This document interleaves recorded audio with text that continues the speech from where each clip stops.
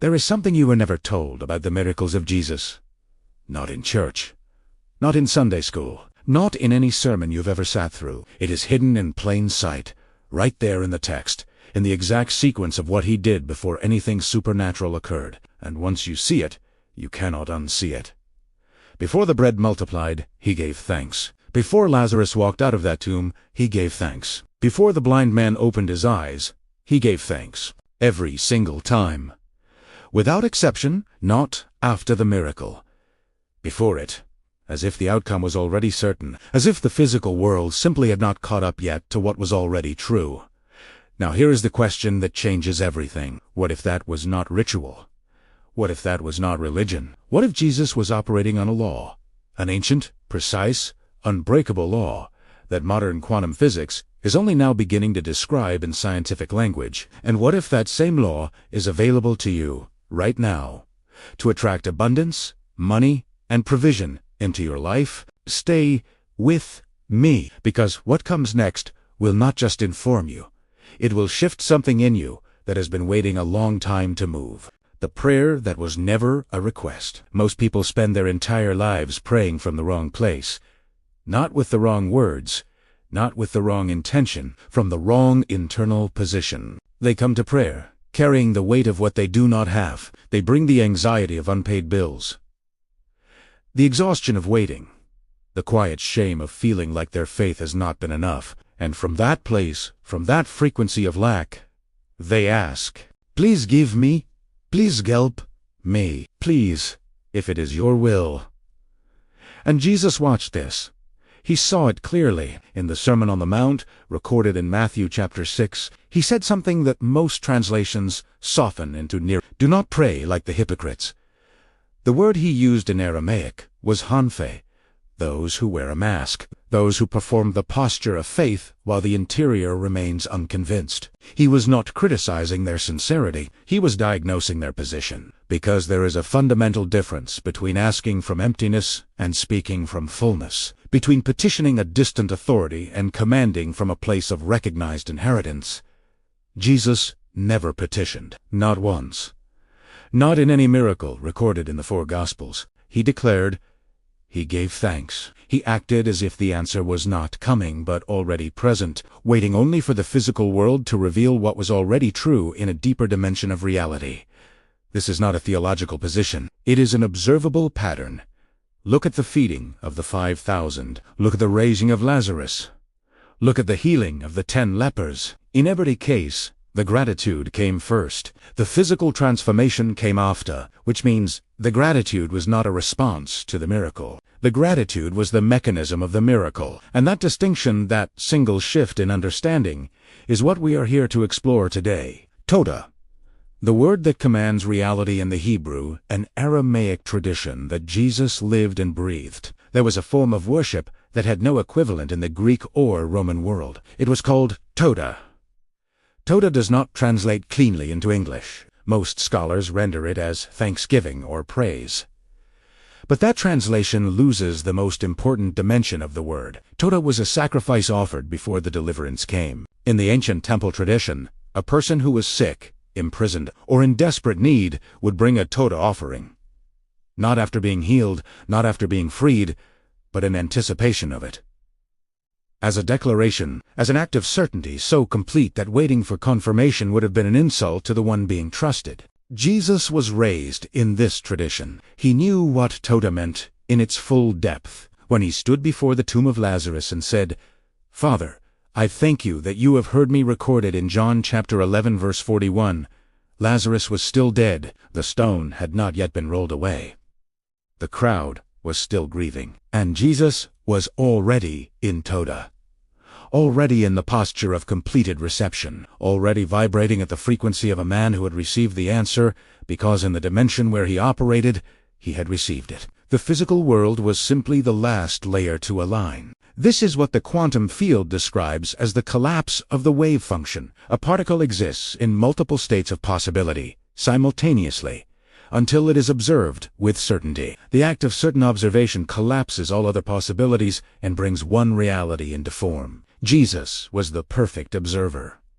Todah was his instrument, and the miracle was not the supernatural event. The miracle was the certainty that preceded it. The words of Jesus in Aramaic opened different pathways back to divine alignment. Each one represents a frequency capable of restoring something fragmented in human consciousness. Understanding these frequencies is the first step, but mastering their vibration in your daily life is where the true miracle happens. Aramaic words carry a sound dimension that is deeply vibrational, and some of these pronunciations may reach your ear slightly differently, depending on how they are rendered. To help you embody each frequency with precision, I created a collection of 5 sacred study guides, each one dedicated to a specific Aramaic declaration and its practice. Inside, you'll find the correct pronunciation, guided meditations, and daily activation rituals. The link is pinned in the comments. Your deeper transformation begins there. The frequency of lack and why it repels. There is a reason most people never see the breakthrough they are praying for, and it is not because they lack faith in the theological sense. It is not because they are unworthy or spiritually insufficient or somehow outside the reach of what Jesus taught. It is because of frequency, not a metaphor. A measurable, physical reality. The human body generates an electromagnetic field. The heart alone produces a field that extends several feet beyond the physical body. This has been measured and documented by the HeartMath Institute over decades of research, and the quality of that field, its coherence, its signal, is determined almost entirely by the emotional state of the person generating it. Fear produces a fragmented, incoherent signal. Gratitude produces a coherent, expansive, ordered signal. When you pray from lack, from the felt experience of not having, your body is generating the frequency of absence, and the quantum field, which responds to frequency rather than words, receives exactly what you are broadcasting. More absence. Jesus understood this with a precision that centuries of doctrinal interpretation have buried, when he said in Mark chapter 11 verse 24, "Whatever you ask in prayer, believe that you have received it, and it will be yours." The Greek word translated as have received is elaita, auris tensa. Past completed action. Not you will receive. Not you are receiving. You have already received. He was not asking his followers to pretend. He was asking them to shift their internal position from the frequency of asking to the frequency of having received, from lack to todah. That shift is not passive. It is not merely mental. It is a full-body recalibration that changes what you emit, and therefore what you attract, into the physical dimension of your life. This is the law. Ancient, consistent. Available if something in you is shifting as you receive this teaching. Trust that movement. It is your original nature recognizing itself. The 5 sacred study guides were designed to walk beside you as that remembrance deepens. Layer by layer, word by word, frequency by frequency. Each guide carries the full context of these sacred declarations. Their sound, their meaning, and their power to dissolve what no longer belongs to you. The link is pinned in the comments. Your return to wholeness has a next step. What Jesus did with 5 loaves. Let us slow down and look at what actually happened on that hillside. 5,000 people, 5 loaves of bread, 2 fish, and a group of disciples who had already done the math and arrived at the only logical conclusion. It is not enough. That conclusion, it is not enough, is the most common prayer most people carry without ever speaking it aloud. It lives in the body. It lives in the tightness of the chest when the bank statement arrives. It lives in the quiet calculation that runs beneath every important decision. Do I have enough? Am I enough? Will there ever be enough? The disciples brought that frequency to Jesus, and he did not argue with them. He did not reassure them with words. He took the bread, and he gave thanks. John chapter 6, verse 11. The sequence is deliberate and exact. He took, he gave thanks, he distributed. The multiplication is almost a footnote, a natural consequence of what preceded it, because the giving of thanks was not a religious formality. It was a declaration to the quantum field that the need was already met. Think about what that requires internally. You are holding 5 loaves. You can see 5 loaves. Your hands confirm 5 loaves. And in that moment of complete physical scarcity, you choose to enter todah, the posture of completed reception, as if the 5,000 were already fed. That is not delusion. That is not denial. That is the most radical act of spiritual precision ever demonstrated in human history. Jesus was not ignoring the physical reality. He was choosing which reality to give his frequency to, the one his eyes could see, or the one his spirit already knew. And the field responded to his frequency. Eat, always does. The question is never whether the field responds. The question is what frequency you are asking it to respond to. The law that money follows. Now we bring this into the place where most spiritual teaching refuses to go. Not because money is the highest thing, but because for most people over 45, financial pressure is the specific weight they carry into every morning. It is the anxiety that wakes them at 3 in the morning. It is the invisible wall between the life they have and the life they sense they were meant to live. And Jesus spoke about money more than almost any other subject in the Gospels. Not to condemn it, not to romanticize poverty, but to describe the inner law that governs how provision moves in a person's life. Luke chapter 6, verse 38, Give, and it will be given to you. Good measure, pressed down, shaken together, running over. The mechanism he describes is not moral. It is physical. It is the law of the field. What you emit, you attract. What you release from a posture of abundance returns in abundance. But here is what most people miss. The giving he describes is not primarily financial. It is frequent. You give gratitude. You attract more to be grateful for. You give the energy of already having. You attract the conditions that match that frequency. You give todah, the sacrifice of praise, before the answer arrives, and the field reorganizes itself around that certainty. Max Planck, who gave us the foundations of quantum theory, said, all matter originates and exists only by virtue of a force. We must assume behind this force the existence of a conscious and intelligent mind. This mind is the matrix of all matter. What Jesus called Father Planck called the matrix. The language changes across 2,000 years. The law does not. And when you learn to bring your financial reality, your genuine, specific, sometimes desperate financial need into the posture of todah, something begins to shift. Not magically, not instantly, but structurally, because you have changed the frequency you are broadcasting, and the field has no choice but to respond. The transformation protocol. This is where the teaching becomes practice. Everything we have explored today, todah, the quantum field, the pattern of Jesus before every miracle, it means nothing if it remains in the mind. The mind understands. The body transforms.